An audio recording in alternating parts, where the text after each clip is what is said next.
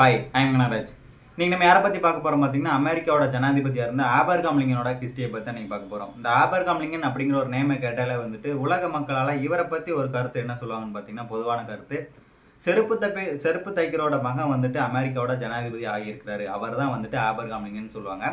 இப்போ இருக்கக்கூடிய அமெரிக்கா எடுத்துக்கிட்டிங்கன்னா கிட்டத்தட்ட 43 பிரசிடென்ட்டுக்கு மேலே வந்து தொடர்ச்சி ஆட்சி செஞ்சுட்டு போயிருக்கிறாங்க, டொனால்ட் ட்ரம்ப் முத கொண்டு.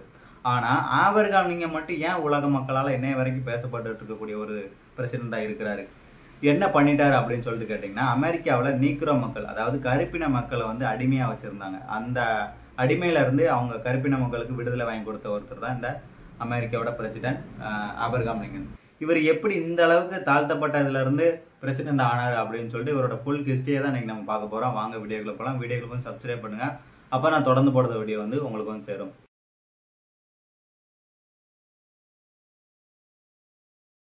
ஆபிரகாம் லிங்கன் வந்துட்டு 1809 பிப்ரவரி 12 அமெரிக்காவில் இருக்கக்கூடிய ஒரு கிராமத்தில் வந்து பிறக்கிறாரு. இவரோட அப்பா எப்படிப்பட்டவர் பார்த்தீங்கன்னா, ஏதாவது கிடைச்ச வேலைக்கு போயிட்டு, அதாவது மரம் வெட்டுறது, செருப்பு தைக்கிறது, இந்த மாதிரி வேலைக்கு போயிட்டு வீட்டை வந்து ஃபேமிலியை வந்து ரன் பண்ணிக்கிட்டு இருக்கிறாரு. இப்போ இவரோட குடும்பத்தில் பார்த்தீங்கன்னா, அவங்களோட அப்பா, அம்மா, அப்புறம் ஆபிரகாம் லிங்கன், அவங்களோட தங்கச்சி 4 பேர் இருக்கிறாங்க. சாதாரண ஒரு ஏழை குடும்பம் தான் வந்து வாழ்ந்து வந்துட்டு இருக்கிறாங்க. இப்போ ஆபிரகாம் லிங்கன் என்ன நினைக்கிறாரு பார்த்தீங்கன்னா, தன்னோட அப்பா படுத்த கஷ்டத்தை பார்த்துட்டு எப்படியாவது அப்பாவுக்கு ஹெல்ப் பண்ணணும் அப்படின்னு சொல்லிட்டு அப்பா என்னென்ன வேலைக்கு போகிறாரோ இவரும் அதே வந்து வேலை செஞ்சுக்கிட்டு இருக்கிறாரு. செருப்பு தைக்கிறேன்னா அங்கே வந்து செருப்பு தைக்க போகிறாரு. இந்த மாதிரி வேலை செஞ்சுக்கிட்டு இருக்கப்போ இவர் என்ன நினைக்கிறாரு பார்த்தீங்கன்னா, எப்படியா நம்ம ஸ்கூலில் போய் படிக்கணும் அப்படின்னு சொல்லிட்டு இவருக்கு வந்து ஒரு ஆர்வம் வருது. ஆனால் ஸ்கூலுக்கு போனால் வீட்டோட கஷ்டத்தை வந்து யார் சுமப்பா அப்படின்னு சொல்லிட்டு அதனாலையும் ஸ்கூலுக்கு போகலை. அதுக்கு ஸ்கூலுக்கு போகிறதுக்கு ஃபீஸ் கட்டுறதுக்கு பணமும் கிடையாது. இதனாலே வந்துட்டு இவர் வீட்டில் இருந்தே வந்து கொஞ்சம் கொஞ்சமாக படிக்க ஆரம்பிக்கிறாரு. இவர் ஒரு நாள் என்ன பண்ணுறாரு பார்த்தீங்கன்னா, ஒரு வேலை விஷயமா அமெரிக்காவில் இருக்கக்கூடிய ஒரு மிகப்பெரிய ஒரு மார்க்கெட்டுக்குள்ள வந்து இவரும் இவரோட ஃப்ரெண்டு வந்து நடந்து போய்கிட்டு இருக்கிறாங்க. அந்த பொதுவாக அந்த மார்க்கெட்டில் என்னது வியாபாரம் செஞ்சுட்டு இருப்பாங்க, ஆடு, மாடு, கோழி, காய்கறி, இதுதானே வியாபாரம் செஞ்சுட்டு இருப்பாங்க. ஆனால் இவர் பார்க்குறது என்னன்னு பார்த்தீங்கன்னா, ஆடு மாடு வியாபாரம் செய்யலை. ஆடு மாடுக்கு பதிலாக மனுஷங்களை வந்து கையில் விலங்கு, காலில் விலங்கு போட்டு அடிமையாக வந்து வியாபாரம் செஞ்சுக்கிட்டு இருக்கிறது வந்து அந்த ஆபிரகாம் லிங்கன் வந்து பார்த்துக்கிட்டு இருக்கிறாரு. இதை பார்த்து அவருக்கு பயங்கரமான கோபம். மனுஷங்களை வந்து எப்படியோ அடிமையாக வந்து நடத்தப்பட்டுக்கிட்டு இருக்கிறாங்க, இதெல்லாம் எதுக்காக பண்ணுறாங்க அப்படின்னு சொல்லிட்டு அவர் சொல்லிக்கிட்டு இருக்கிறாரு. ஸோ நம்ம வந்து சும்மா விளையாட்டா ஒன்று சொல்லுவோம்ல, நான் மட்டும் தமிழ்நாட்டோட முதலமைச்சராக இருந்தால் என்ன பண்ணியிருப்பேன் தெரியுமா அப்படின்னு சொல்லிட்டு விளையாட்டா சொல்லுவோம். அதே மாதிரி தான் அவர் என்ன சொல்கிறாரு, நான் மட்டும் அமெரிக்காவோட ஜனாதிபதியாக மாறினோம்னா இந்த அடிமை முறையை வந்து நான் கண்டிப்பாக ஒழிப்பேன் அப்படின்னு சொல்லிட்டு அவர் வந்து சொல்கிறாரு.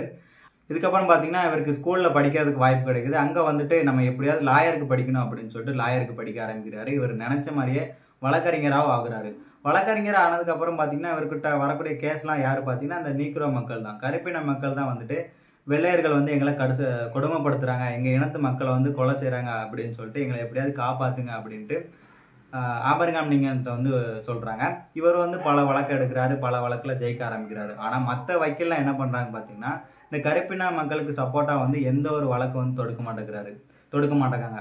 இதை பார்த்து ஆபிரகாம் லிங்கன் என்ன பண்ணுறாரு பார்த்தீங்கன்னா, நம்ம எப்படியாவது வந்து அரசியலில் ஈடுபடணும் அப்படின்னு சொல்லிட்டு அரசியலில் ஈடுபடுறாரு.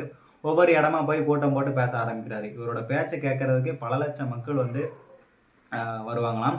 ஸோ அந்த அளவுக்கு வந்து இவரோட பேச்சுத்திறன் மூலமாக அமெரிக்காவில் இருக்கக்கூடிய பல இடங்கள்ல வந்து இவரோட முகம் வந்து தெரிய வந்துக்கிட்டே இருக்குது. இவர் படிப்படியாக வளர ஆரம்பிக்கிறாரு. அமெரிக்காவில் தனக்குன்னு ஒரு நேம் வந்து கிரியேட் பண்ண ஆரம்பிக்கிறாரு. இதுக்கப்புறம் பார்த்தீங்கன்னா 1856 சட்டமன்ற உறுப்பினராக வந்து ஆபிரகாம் லிங்கன் மாறுறாரு. அதுக்கப்புறம் 1860 அமெரிக்காவோட 16வது ஜனாதிபதியாக வந்து ஆபிரகாம் லிங்கன் பதவியாக இருக்கிறாரு. இவர் பதவியாக இருந்ததுக்கு அப்புறம் பார்த்தீங்கன்னா, அந்த கருப்பின மக்கள், நீக்ரோ மக்களுக்கு வந்து அடிமை முறையை வந்து ஒழிக்கிறாரு.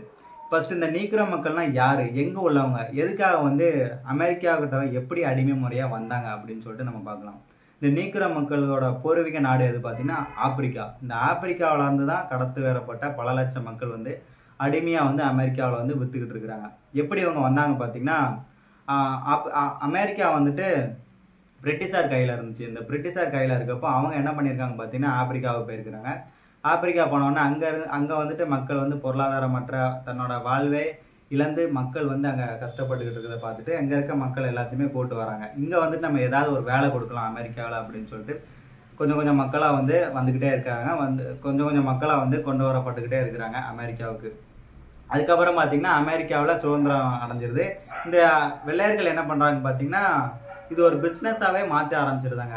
ஆப்பிரிக்காவிலேருந்து மக்களை கொண்டு வந்து இங்கே வந்து ஒவ்வொரு சந்தைகள்லாம், மிகப்பெரிய ஒரு சந்தைகளில் வந்து உங்களை கையில் விலங்கு, காலில் விலங்கு போட்டு பெண்கள் தனியாக, ஆண்கள் தனியாக, ஆண்களை வந்து வீட்டு வேலைக்கு, பெண்களை வந்து வீட்டு வேலைக்கு ரேப் பண்றது, இது இப்படி தனித்தனியா வந்து ஒரு மிகப்பெரிய ஒரு வியாபாரம் ஆயிடுச்சு.